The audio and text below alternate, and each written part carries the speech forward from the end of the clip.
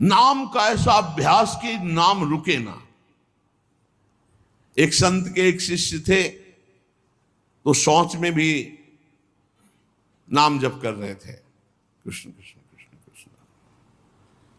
किसी ने देखा, जाके उनके गुरुजी से कहा, महाराज ये तो बहुत ही भ्रष्ट है। क्यों? बोले तो शौच में भी नाम जप करता है। ओ बड़ाई ना करके उसकी बुलवाया, शौच में नाम जप करते हो? गुरुजी ने कह दिया। दूसरे दिन ऐसे जवान पकड़ के शौच में बैठा, और वो जो दोष दर्शन करने वाले होते हैं वो सब, उनका एक चश्मा अलग होता है, वो छिद्रान्वेषण, दूसरों के दोष ही देखा करते हैं। दूसरे दिन वो गए, बोले महाराज आज तो मुंह में हाथ डाले बैठा, ऐसे ऐसे बैठा था।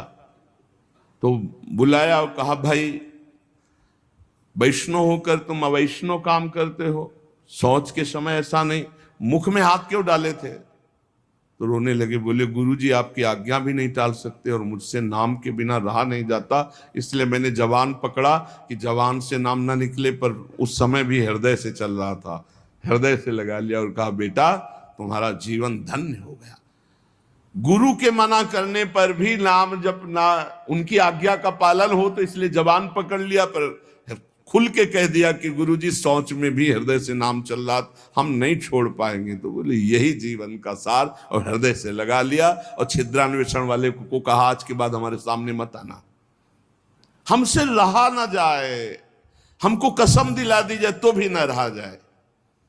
एक संत के पास एक गए, बोले 18 साल से आपने कहा था राम राम जप को, तो हमने जप किया, लेकिन हमको कोई दिव्यता तो समझ में आई नहीं। तो उनका, अच्छा हमें गुरु मानते हो? बोले हाँ गुरु मानते हैं, आपको पक्का मानते हैं। बोले तुम्हें हमारी कसम है, बस कल तक ये नाम ना जपना, फिर कल आओगे तो हम ऐसा मंत्र देंगे कि बहुत जल्दी तुम्हारे को सिद्धि प्राप्त हो जाएगी। तो ठीक है, प्रणाम करके चले, शुरू हुआ अभ्यास। अब गुरुजी ने कसम खवाई, तो सीढ़ी नहीं उतर पाए, रो के आए, बोले गुरुजी ऐसा तो नहीं हो सकता, अब नाम तो नहीं छूट सकता गुरुजी, आपने कसम खवा दी, इतनी देर में कितने नाम चल गए गुरुजी, अब ऐसा नहीं। बोले बस यही मिला 18 साल से, जो नाम में तुम्हें प्रियता हो गई, अब क्या दुर्लभ रह गया, आगे जब इसका फल प्रकाशित होगा तो सच्चिदानंद भगवान का मिलन। तो हमारा स्वभाव बन जाए कि रहा ना जाए बिना भजन के, हमारा जीवन भजन बन जाए। मत प्राणाह उसे ही कहते हैं, हर श्वास में भगवान का स्मरण। गोपीजनों के लिए भगवान ने कहा, मन मनस का ता मन मनस का मत प्राणा मदर्थ त्यक्त दहिका। मन मनस का, उनका मन मैं हूं, उनका प्राण मैं हूं। गोपियों के हृदय में श्री कृष्ण प्राण है, गोपियों के मन श्री कृष्ण है, मेरे लिए समस्त देह सुखों का त्याग कर दिया। देखो भगवत प्राप्ति ऐसे नहीं होती, मेरे मन से जीवित हैं गोपियां। भगवान ने कहा मेरे प्राण ही गोपी के प्राण है, भगवान के प्राणों से अनुप्राणित, भगवान के जीवन से जीवित। ये क्यों? भगवत स्मरण, हर श्वास तो भगवान को प्राण समर्पित, हर वृत्ति तो चित्त और मन समर्पित, पूरा निश्चय भगवान मेरे तो बुद्धि समर्पित, और अहम भगवान के दासत्व में समर्पित।